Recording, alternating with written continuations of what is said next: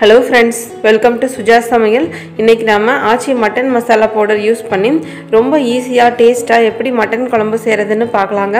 இதே மாதிரியே ஆச்சி மசாலா யூஸ் பண்ணி செஞ்ச நிறைய ரெசிபீஸோட லிங்க் வந்துட்டு நான் ஆச்சி மசாலா ரெசிபீஸ் லிங்க்னு சொல்லி ஒரே லிங்கா கீழ டிஸ்கிரிப்ஷன் பாக்ஸ்ல கொடுத்திருக்கேங்க.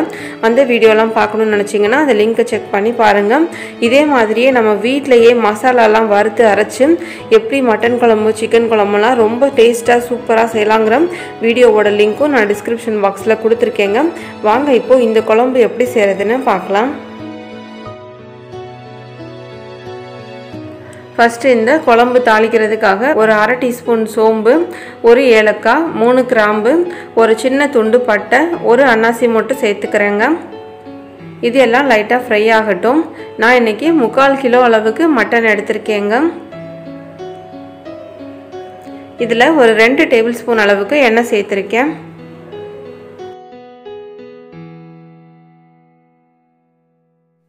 இப்போ இதுல ஒரு 15ல இருந்து 20 சின்ன வெங்காயம் நான் சேர்த்துக்கிறேங்க.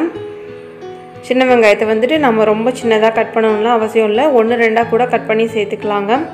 எப்பவுமே இது மாதிரி சிக்கன் குழம்பு மட்டன் குழம்பு செய்யறப்பலாம் நம்ம சின்ன வெங்காயம் சேர்த்துக்கிட்டா ரொம்ப நல்லா இருக்கும். இது கூடவே கொஞ்சமா கருவேப்பிலை சேர்த்திருக்கேங்க. இப்போ இது எல்லாத்தையும் சேர்த்து நல்லா வதக்கி விட்டுக்கலாம்.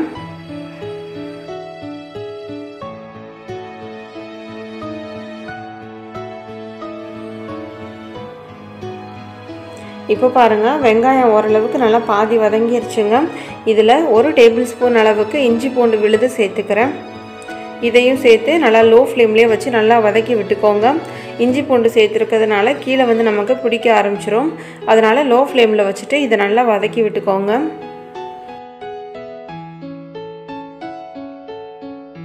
வெங்காயம் இஞ்சி பூண்டெல்லாம் நல்லா வதங்கிருச்சுங்க.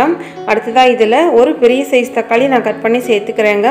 பெரிய சைஸ் தக்காளியாக இருந்தால் 1 மட்டும் சேர்த்துக்கோங்க, சின்னதாக இருந்தால் 2 சேர்த்துக்கோங்க. பொதுவாகவே நாம் இந்த நான்வெஜ் குழம்பு எல்லாத்துக்குமே தக்காளி வந்து கம்மியாக சேர்த்துக்கிட்டோன்னா தாங்க டேஸ்ட் வந்து ரொம்ப நல்லாயிருக்கும். தக்காளி இப்போது நல்லா வதங்கிருச்சுங்க. இப்போ இதில் ஒரு 3/4 கிலோ அளவுக்கு நான் மட்டன் சேர்த்துக்கிறேன். இதில் உள்ள தண்ணி எல்லாம் நல்லா பிரிஞ்சு வர அளவுக்கு இதை ஒரு 5லேருந்து 10 நிமிஷத்துக்கு நல்லா மீடியம் ஃப்ளேம்லேயே வச்சு நல்லா வதக்கி விட்டுக்கோங்க.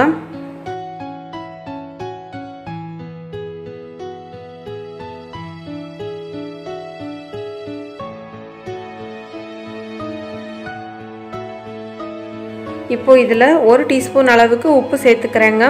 மொத்தமாக நான் இன்றைக்கி இந்த 3/4 கிலோ அளவு மட்டனுக்கு இவ்வளோ தாங்க உப்பு சேர்த்துருக்கேன்.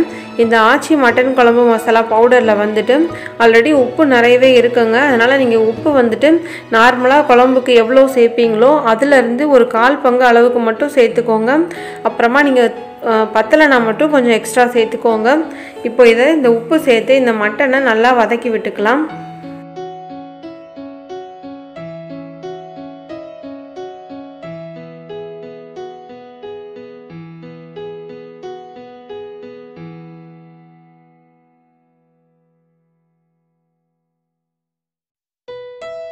இப்போ பாருங்கள் மட்டன் வந்து நல்லா வதங்கி அதில் உள்ள தண்ணியெல்லாம் நல்லா பிரிஞ்சு வந்துருச்சுங்க. இப்போ இந்த ஆச்சி மட்டன் மசாலா பவுடரை சேர்த்துக்கலாம். நான் இன்றைக்கி வந்துட்டு 3/4 கிலோ மட்டனுக்கு இதில் ஒரு 5 ஸ்பூன் அளவுக்கு சேர்த்துக்க போகிறேங்க. இது வந்துட்டு டீஸ்பூன் கிடையாதுங்க, அதை விட கொஞ்சம் பெரிய ஸ்பூன். இந்த ஸ்பூனில் ஒரு 5 ஸ்பூன் அளவுக்கு சேர்த்துக்கிறேன். நீங்கள் வந்துட்டு உங்களுக்கு குழம்பு எந்த அளவுக்கு தேவையோ அந்த அளவுக்கு இதில் சேர்த்துக்கோங்க. இதில் ஒரு 5லேருந்து 7 ஸ்பூன் வரைக்கும் நீங்கள் இந்த மசாலா பவுடர் சேர்த்துக்கலாங்க. சேர்த்துட்டு நல்லா லோ ஃப்ளேம்லேயே வச்சுட்டு இதை நல்லா வதக்கி விட்டுக்கோங்க.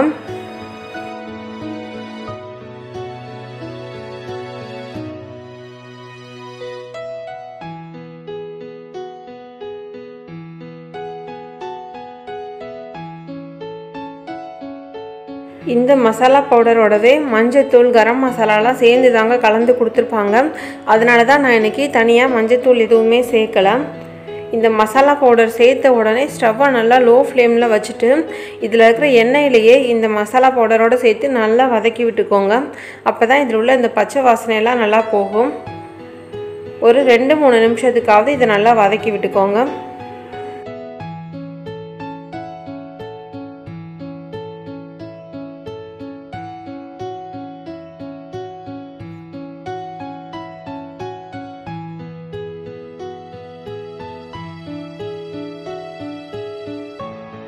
இப்போ பாருங்க நல்லா வதங்கிருச்சு. அடுத்ததா இதுல குழம்புக்கு தேவையான அளவு தண்ணி சேர்த்துக்கலாங்க.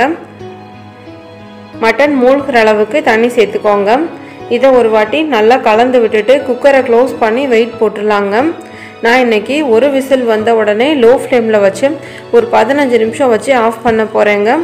நீங்கள் லோ ஃப்ளேமில் வைக்காமல் விசில் மட்டும் விடுறதா இருந்தால் ஒரு 5லேருந்து 7 விசில் வரைக்கும் வச்சு எடுத்துக்கோங்க.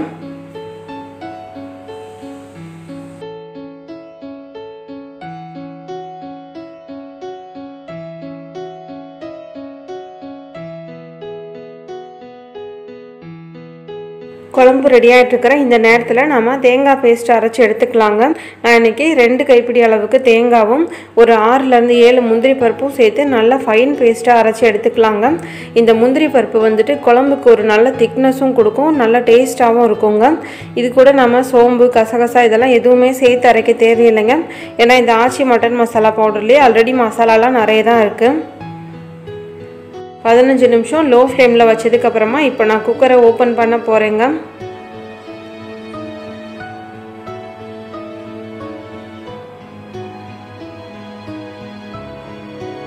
மட்டன் பாருங்கள் ஓரளவு நல்லா முக்கால்வாசி வெந்துருச்சு. இப்போ இதில் நம்ம அரைச்சி எடுத்து வச்சுருக்கிற இந்த தேங்காய் பேஸ்ட்டை சேர்த்துக்கலாங்க. இப்போ இந்த தேங்காய் பேஸ்ட்டை சேர்த்துக்கிறேன். தேங்காய் பேஸ்ட்டை சேர்த்ததுக்கப்புறமா இதில் இன்னும் கொஞ்சம் நம்ம குழம்புக்கு தண்ணி சேர்த்துக்கலாங்க. இப்போவே குழம்பு நல்லா திக்காக தான் இருக்குது. இப்போ இந்த தேங்காய் முந்திரி பருப்பு விழுதும் நாம் சேர்த்துருக்கோம். அதனால் இது இன்னும் நல்லா திக்காகிடும். அதனால் இந்த மிக்சர் ஜார் அலசி இன்னும் கொஞ்சம் நான் தண்ணி சேர்த்துக்கிறேன். தேவையான அளவு தண்ணி சேர்த்தாச்சுங்க. இதை ஒரு வாட்டி நல்லா கலந்து விட்டுட்டு லோ ஃப்ளேம்லேயே இன்னும் ஒரு 10 நிமிஷத்துக்கு இதை நாம் கொதிக்க வச்சுக்கலாம்.